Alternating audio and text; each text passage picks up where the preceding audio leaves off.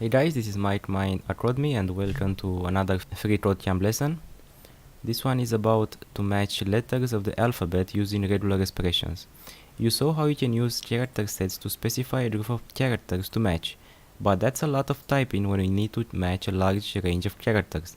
For example, every letter in the alphabet. Fortunately, there is a built-in feature that makes this short and simple.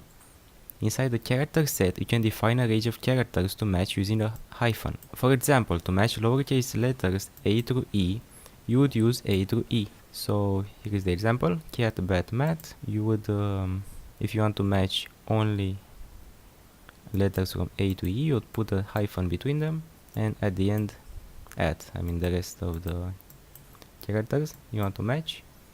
And of course you'll get cat and bat, but you'll not get mat because M is not between A and E. So let's do the exercise now. Small note, make sure to match the upper and lowercase letters. As you know, we do this with the E flag at the end of the regex. All you have to do is where it says change, we'll put the square brackets, put letters from A to Z using the hyphen, and then the global flag to get all the characters, and the E flag to get both uppercase and lowercase.